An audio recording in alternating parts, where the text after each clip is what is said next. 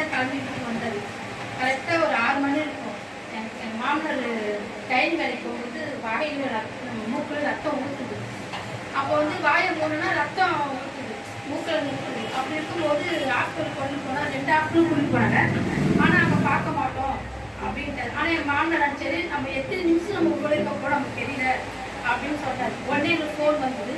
என் கணவருக்கு ஊர்லேருந்து ஃபோன் பண்ணி உங்கள் அப்பா ரொம்ப சீரியஸாக இருக்கிறாரு அப்படின்னு உடனே வாங்க. ஆனால் அப்போ தான் வந்தார். வந்து ஒரு 1/2 hour அவர் வீட்டில் இருந்தது.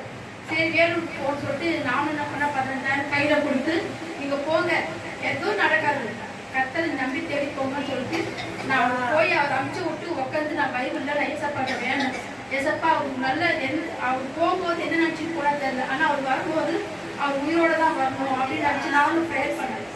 அப்புறம் என் கணவர் இங்கேருந்து போகும். ஆனால் என் கணவர் ரொம்ப நேசிப்பார் ஏசப்பாவை. ஆனால் கொஞ்ச நாளாக வந்து அவர் ரொம்ப வெறுத்தாரு.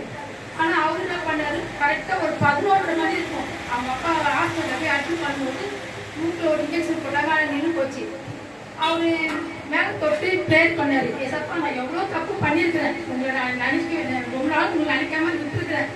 எங்கள் அப்பாவை நான் இங்கிருந்து கூட்டிகிட்டு போகும்போது உயிரோட தான் கூட்டிகிட்டு போகணும், பணத்தோட நான் கூட்டிகிட்டு போகக்கூடாது அப்படின்னு சொல்லி அவர் ஜெபிச்சார். நானும் இந்த பைபிளில் பேரெல்லாம் எடுத்து வச்சு ஜெபிச்சேன். காலையில டாக்டர் வந்து அவருக்கு எதுவுமே கிடையாது, நீங்க அப்படின்னு சொன்னோட உண்மையே. அப்புறம் தலையில ஒரு ஸ்கேன் எடுத்து பார்த்துக்கலாம். அதுக்கு ஒரு டவுட் இருந்தது, ஏன்னா பின்மண்டலம் வலிக்குதுன்னா. அந்த ஸ்கேன் போகும்போது என் கணவர் பயத்தோட இருந்தார். ஆனால் அந்த ஸ்கேன் எடுக்கும்போது எதுவுமே இல்லை அப்படின்னு சொன்னார். நீ போப்பா நான் ஊருக்கு, அப்பயே ஊருக்கு கிளம்பி வந்துட்டாரு. அன்னைக்கு சாயங்காலமே அவரே பஸ் ஏறி வீட்டுக்கு வந்தாரு. இப்போ இது வரைக்கும் அவருக்கு நல்ல எந்த ஒரு இது இல்லாம மறுஜன்மை எடுத்த மாரி அவர் ஏசப்பாவுக்கு குணம் கொடுத்துட்டு இருக்குது.